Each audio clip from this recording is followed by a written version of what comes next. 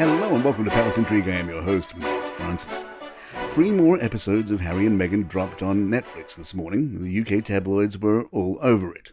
We'll take a look at the coverage from several sources, including this from the Daily Mail, who write that the couple used their Netflix mini-series to wound Prince William and King Charles for refusing to bless the couple's request for a half-in, half-out Megxit that would allow them to earn a fortune while picking and choosing royal duties and keeping all their titles. But let's start with this scene. Meghan is discussing the morning of the wedding.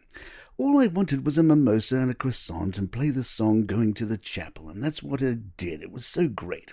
I went into this really calm space. I don't know how I was so calm. I look back and think, how was I so calm?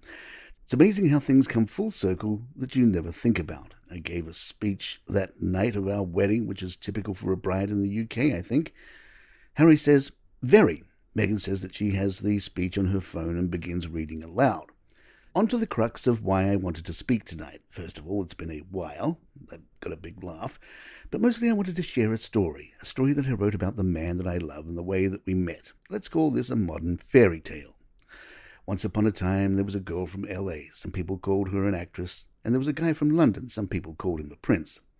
All of those people didn't fully get it, because this is the love story of a boy and a girl who are meant to be together. They met on July 3rd, 2016 in London, and they giggle endlessly. So the next day they have their second date, and he brings her cupcakes because it's the 4th of July. A bittersweet celebration, he says. Ironic, really, her country's independence from his country. Yet at this moment they know they don't want to be independent of each other. And after a month of a long-distance courtship, they settle into the quiet of Botswana. And amidst whatever momentary worries that creep in, they look at each other and think, whatever world we're in. They would love and garden and travel and laugh and rack up more air miles than any couple could have.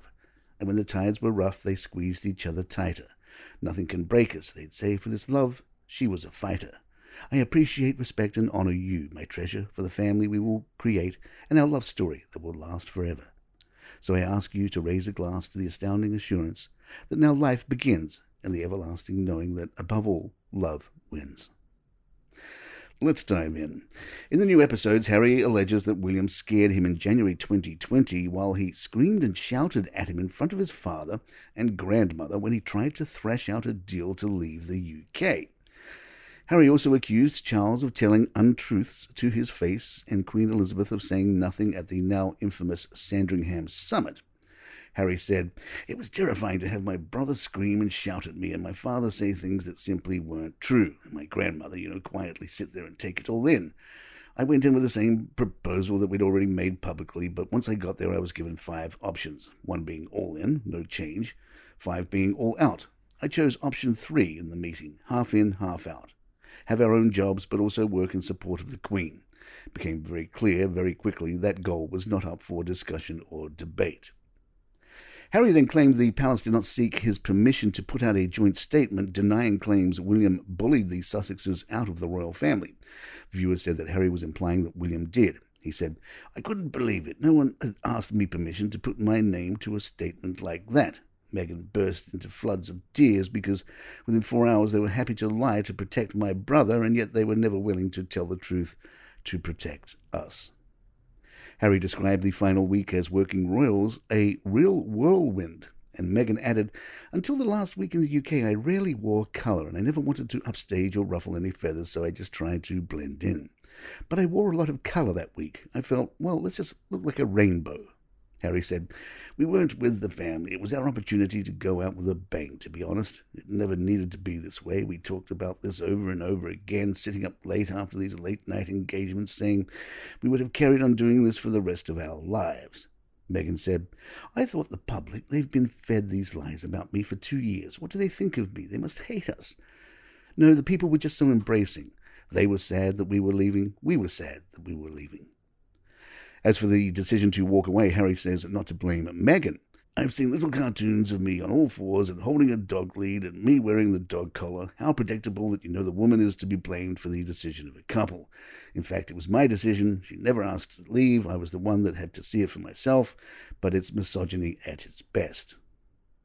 The couple then said they were blocked by royal figures from speaking to the Queen alone to discuss emigrating, with Harry claiming he was forced to write to his father to say that he and his wife were willing to relinquish their titles if the couple's plan to move to Canada as working royals did not work out.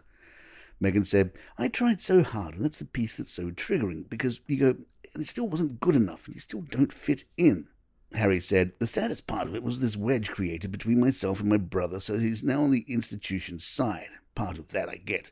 That's his inheritance. So to some extent it's already ingrained in him that part of his responsibility is the survivability and the continuation of this institution." Harry said, "Going back for Philip's funeral was hard in 2021. He added, "Especially spending time having chats with my brother and father, who were just very much focused on the same misinterpretation of the whole situation. None of us really wanted to talk about it at my grandfather's funeral, but we did. And I've had to make peace with the fact that I am probably never going to get genuine accountability or a genuine apology. My wife and I were focused on what's coming next." Palace Intrigue will be right back. In the new episodes, Harry and Meghan said they were better at royal duties than others, and that stuck in the craw of Harry's family, who didn't like Meghan being treated like a royal rock star after they married in 2018. Harry also drew more comparisons between Meghan and Diana, claiming Princess Diana was forced out for the same reason because she outshone those who were born to do this, like, say, Charles and William. Harry said, "The issue is when someone who's marrying in should be a supporting act, as when stealing the limelight or is doing the job better than the person who was born to do this. That upsets people. It shifts the balance." The Daily Mail called one of Meghan's points bizarre, writing, "In a bizarre and convoluted analogy, Meghan said one of the Queen's aides compared her to a foreign organism. She said, 'It's like a fish that is swimming perfectly. It is powerful. It is on the right current. Then one day this little organism comes in.' But Meghan suggested the royal household immediately thought, 'What is that? What is going on here? It doesn't look like us. It doesn't move like us. We don't like it. Get it off us.'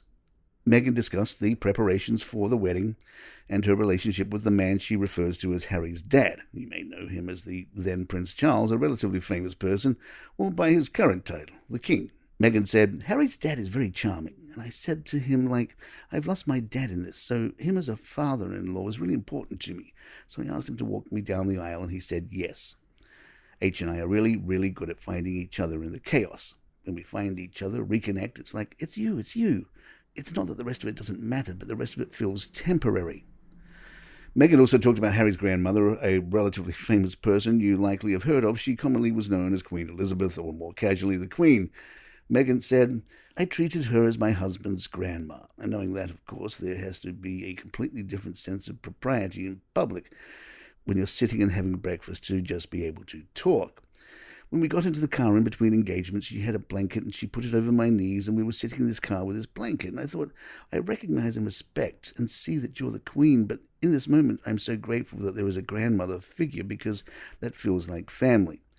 So I just did everything I could to make them proud and really be a part of the family." And then the bubble burst. She said, "While the voices of news presenters can be heard saying, 'Dutch is difficult and American.'" Harry then adds, "It was already clear to the media that the palace was not going to protect her. Once that happens, then the floodgates open." Meghan then says, "I realized that I was just being thrown to the wolves. I was being fed to the wolves.